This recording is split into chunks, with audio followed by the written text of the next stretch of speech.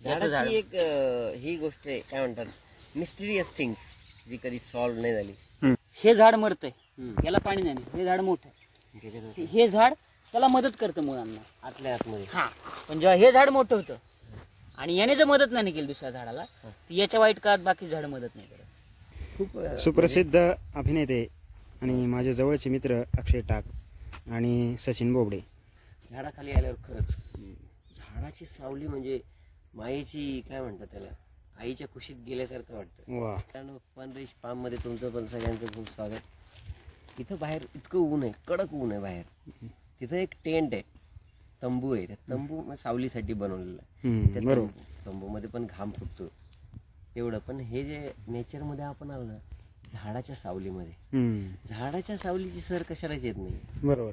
एवढं मी घातलं तरी पण मी सध्या ओके. बरोबर. आणि उन्हाळ्याच्या दिवसात पण, उन्हाळ्याच्या दिवसात पण झाड आहे. इथं कुठंतरी जागा असेल का बसायला? नाही, गर्द सावली इथं झाडाची. अशोक, मी, अक्षय, आम्ही मराठी फिल्मचं शूट करायला आलो इथे या गावामध्ये. आणि आम्हाला एक मोठी व्हॅनिटी आहे इथे, आणि आम्ही व्हॅनिटीत बसलो. खूप म्हणजे AC वगैरे आहे. पण अशोक म्हणाला की चला आपण जरा गाव फिरून येऊया, शेतामध्ये जाऊन येऊया. सो इथं आल्यावर खूप बरं वाटतंय, कारण की व्हॅनिटी किती म्हटलं तरी आर्टिफिशियलच आहे. बरोबर आहे की नाही? बरोबर. आणि हे सगळं नैसर्गिक आहे. सो इथला गारवा आणि व्हॅनिटी मधला गारवा याच्यात खूप फरक आहे. बरोबर. तो गारवा जो आहे तो व्हॅनिटीतून बाहेर आल्यावर लगेच कळते की अरे त्याच्यात मजा नाही. पण इथे तसं नाहीये. जसं अक्षय म्हणाल तसं की उन्हात गेल्यावर पण तो थंडावा अजूनही आपल्याला जाणवत राहतो. सो इतकं ऊन आहे बाहेर की आम्ही पाण्याच्या बाटल्या खिशात ठेवून फिरतोय.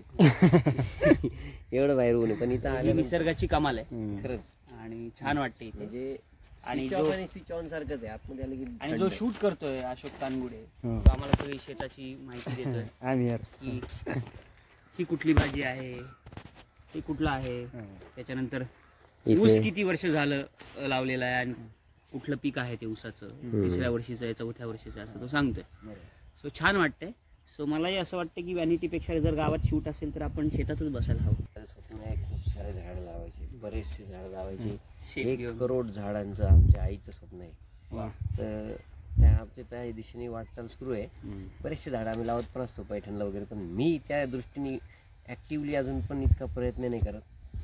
मला पण प्रयत्न करायची खूप गरज आहे. आणि याद्वारे मी तुम्हाला पण आव्हान करतो, तुमचं जे शेत असेल त्या शेताच्या बांधाला इथं ज्याप्रमाणे आंबा लावलेला आहे खाली बघ 2-3 ठिकाणी, तसं तुमच्या शेतातल्या आतमधल्या बांधाला तर लावू शकता तुम्ही. पलीकडलाही समजा तुमचाच वाफा आहे, अलीकडलाही वाफा तुमचाच आहे, पण मधल्या साईडला तर तुम्ही लावू शकता. आणि उत्पन्नाचं असं पीक लावा ज्यांनी पर्यावरणाला पण फायदा होईल, नेचरचा ऋण फेडल्यासारखं. मला तर असं नाही वाटत की तुमच्या पिकाचं नुकसान होईल. इथे किती छान मेथी लावलेली आहे, आणि मेथी पण सावलीमध्येच आहे, तरी पण ती उगलेलीच आहे ना छान. हा, थोड्या उन्हात मध्ये पण मेथीला खरं तर जास्त ऊन नाही लागत. जास्त ऊन नाही लागत. आणि उन्हाळ्यात ऊन खूप जास्त असतं ना, ते तेवढं सफिशियंट असतं तिला सावलीतलं.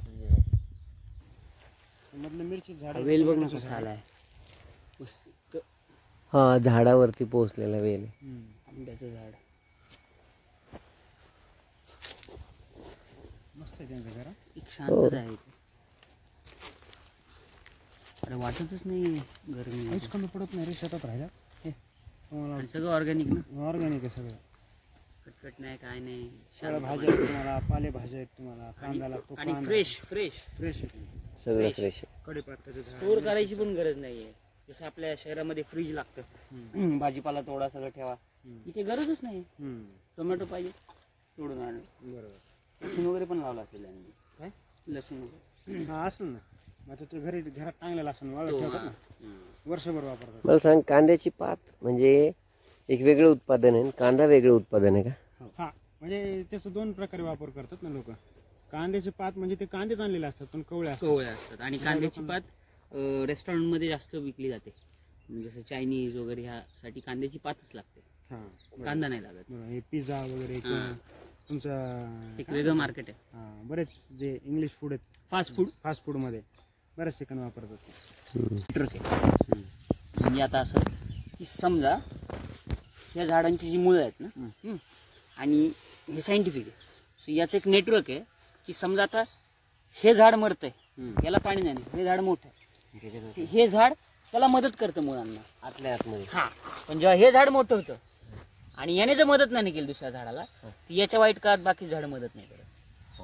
आता अजून एक समजा इथे याचा पाला खायला हे आले, प्राणी आले आणि ते पाला खातात, तर झाड असं केमिकल रिलीज करतं की त्याचा वास बाकीच्या झाडांकडे जातो आणि ते झाड अलर्ट होतात आणि ते त्यांच्या पाण्याची टेस्ट बदलतात, ज्यामुळे जे खाणारे प्राणी आहेत ते कमी पानं खातील. अच्छा. फक्त हे कळायला झाडाला थोडा वेळ लागतो त्याच्या मेमरीला, आणि मग तो हवेचा रूप बघता तिकडचे सगळे झोनकडे तो स्मेल स्प्रेड करतं. हे झाड असं काम करतं. आणि झाड भेदभाव नाही करत की नारळाचं झाड आहे त्याला आपण नाही वाचवायचं. झाडाची एक ही गोष्ट आहे, काय म्हणतात, मिस्टिरियस थिंग्स जी कधी सॉल्व्ह नाही झाली. मिस्टिरियस थिंग म्हणजे फोटोसिंथेसिस. हो, फोटोसिंथेसिस जर का डिकोड केलं शास्त्रज्ञांनी तर मग संपलं. तर आपल्याला कशाच प्रकारच्या ऊर्जेची कमी पडणार नाही. वीज म्हणा किंवा काय कोणत्याच प्रकारची ऊर्जा आपल्याला कमी नाही पडणार. फोटोसिंथेसिस जर डिकोड कारण झाली की ते डायरेक्ट सूर्यापासून एनर्जी क्रिएट करतं. ती जर डिकोड झाली, आपण सध्या काय करतोय, सोलार एनर्जी, सूर्याच्या हीट पासून एनर्जी करतोय. पण ऍक्च्युअली जी सूर्याची एनर्जी पॉवर आहे ती आपल्याला डिकोड नाही करता आली अजून. शेतात पण अशोक असं म्हणतात की कांदा लॉटरी आहे का, म्हणजे कधी कधी भाव आला तर सगळंच वसूल होतं, नाही तर काहीच ते नाही. कसं आहे, मार्केटमध्ये सांगताना काय सांगतात बरेच जण, कांदा म्हणजे लॉटरी. त्याची दुसरी बाजू कांदा म्हणजे सडका धंदा म्हणतात.